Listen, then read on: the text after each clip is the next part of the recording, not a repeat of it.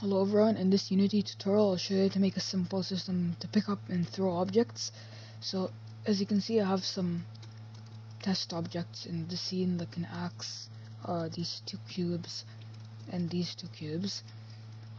So first we just need player movement script, of course, probably first person, because that's mainly what this is based on, because you look at the object and press E to pick it up. So anyways, we need another C# script called object pickup system, and then attach that to the player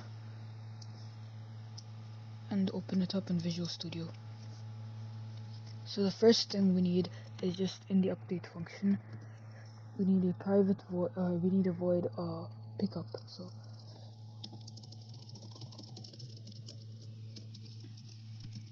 in the update function we just call that every frame. And in pickup we can say, so basically what we need to cast the ray out from the center of the camera to the forward direction of the camera. So that's really easy. Ray is equal to new ray, and what this takes in is the, as you can see here, the origin and the direction. The origin will just be camera dot main dot transform dot position, and then the direction camera dot main dot transform dot forward. Then we also need a raycast hit, so raycast hit info, and then we need a physics dot raycast check. So if physics dot raycast ray, and then so for the hit info, you can see that here we need out hit info as suggested by the pop-up. So out hit info, then we need a pickup range. So I'll just create that after. So pick up range and pick up layer. We need to create those two. Public float pick up range and public layer mask pick up layer. And the layer mask just checks to see if the correct layer is being looked at with the ray. And then inside that, if input get key down key code .e, or whatever key you want for picking up, then you can say current. So actually first we need to create a private game object, current object, and that's just going to store the current object that exists in the player's hand. So current object is equal to hit info dot collider dot game object. And then what we need to do is we need to disable the collider on that object, so it doesn't mess up the collision for the player. So for each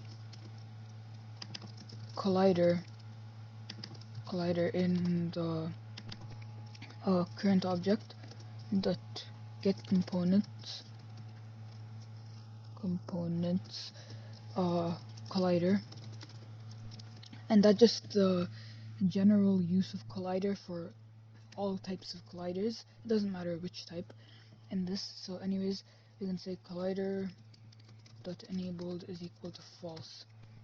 And then we also need to disable the object's rigid body if it has one, which it probably does. So current object RB, and we can create that variable, private rigid body current object RB.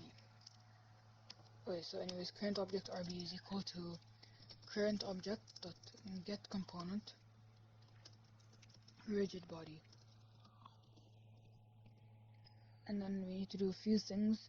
So first of all, we need to make sure to make the current object parented to the player or a certain holder for the object. So for that, we can say current object dot transform dot parent is equal to object holder, and that object holder, we can just create the variable here, public game object, or public transform object holder.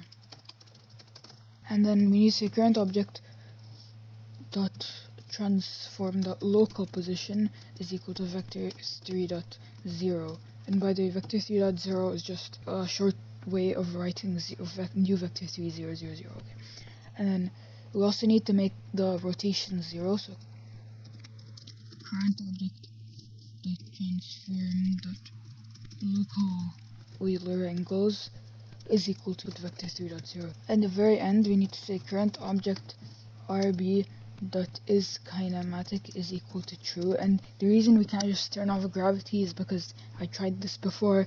Your object goes crazy, it does not work. Anyways, now if we go back into Unity and we can assign a few variables to the object holder, we're just gonna create under the main camera. So object holder, and assign that. And pickup range, I'm gonna put to, I don't know, something like 5 maybe. And pickup layer, I already have this. It's called pickable layer. Yeah. I'm just gonna assign that. If you don't have it, you can press add layer over here. So anyways, onto the player, we have everything assigned. Let's test this. Okay, so you can press E, and oh, I forgot to put the object holder in the correct place. So the object holder is right now here. I'm just gonna move it forward on the Z also, and maybe down. That looks about right. So I can pick up the axe or something, and yeah, it seems to work fine. I'm just gonna move it up a little and maybe to the right, but other than that, it works.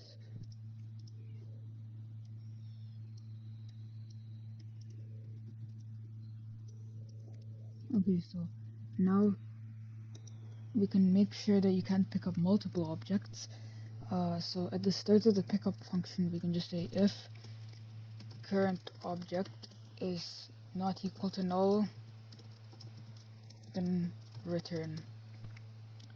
And now we can add throwing, so throw private void throw somewhere down here.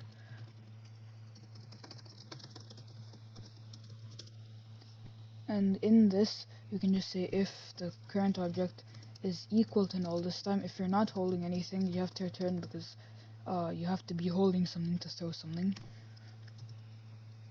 And then if input get key down, or so what I want to do for this is I want to say if you hold down the key, it generates force, and when you throw it, it throws it with however much force you generate. So get key code dot q.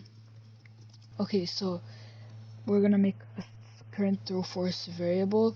So over here, somewhere, private float current throw force, and then down here, if the current throw force is greater than or equal to, is less than or equal to the max throw force, and we need to create that too. Let's make that public.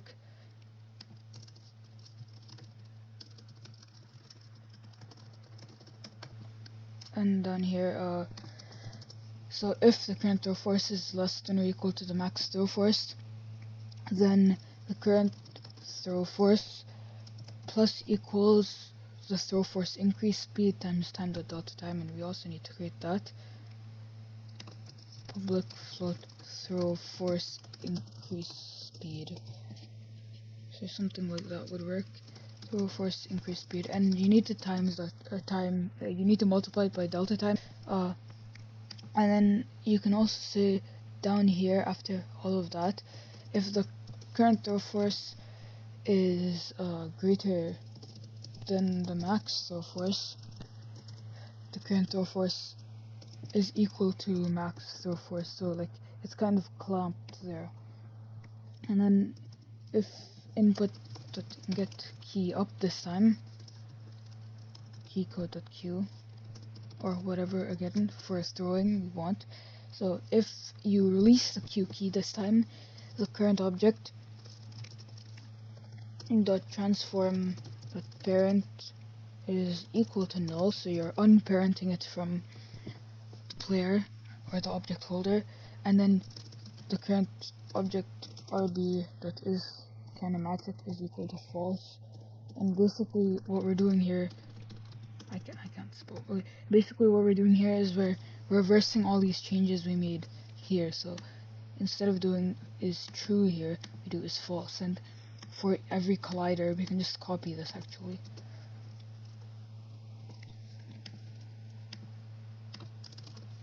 So for every collider, it's enabled. And then,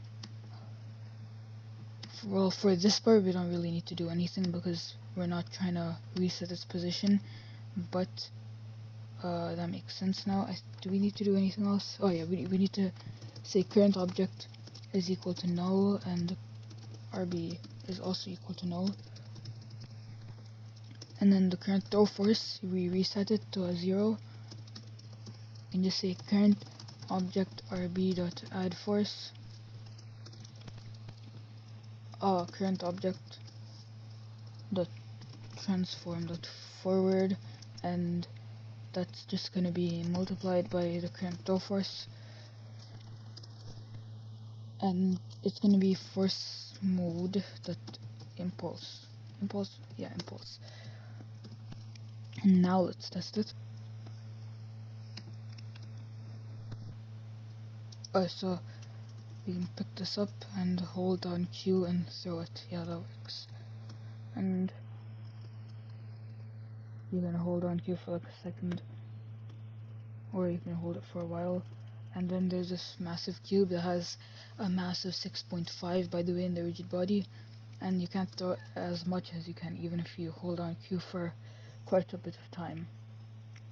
The last thing I want to do is make 2 UI elements so you can kind of see what so there's going to be text. So if you're aiming at a cube like this, it shows text what you're aiming at, like the name of it, and then if you're throwing it, it shows like how much time, how much the throw force is.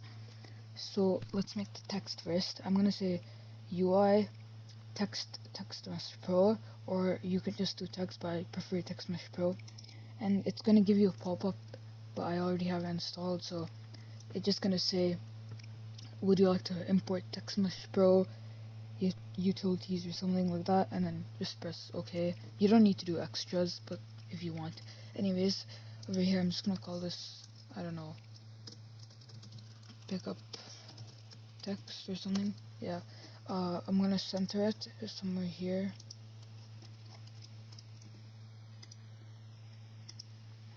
So maybe somewhere here would work. Okay, and then I'm just gonna make the font size like 10, no, that's way too small, 20, 30, yeah, 30.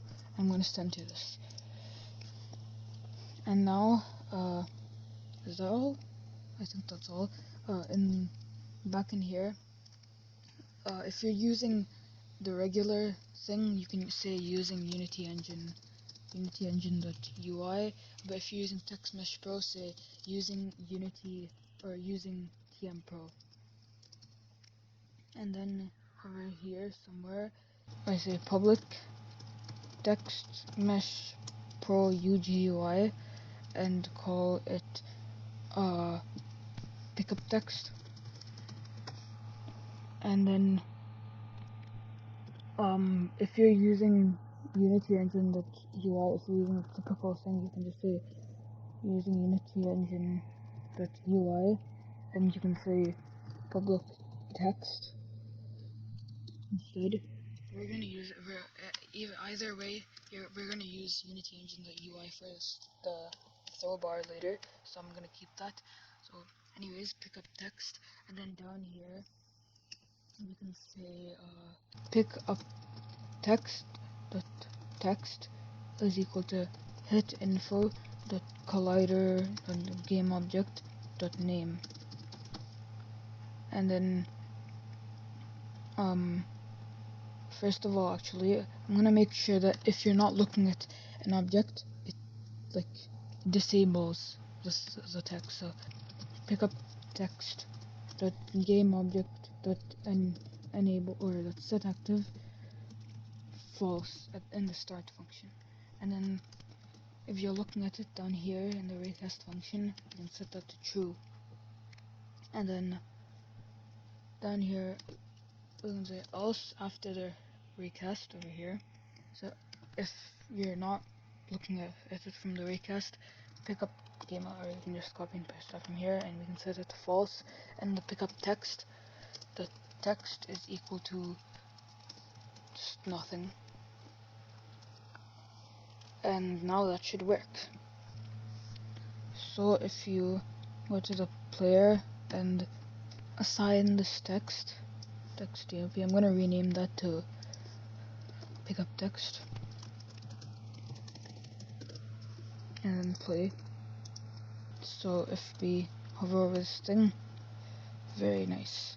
I'm gonna make that thing a little wider so everything fits, but it seems to be working. And then if we throw and we're not looking at it anymore, yeah.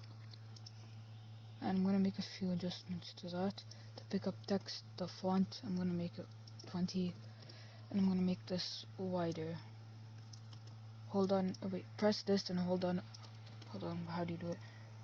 So I think press T and then hold on to this and press Alt, and you can scale it both ways at the same time. Same with everything else, like you can do this.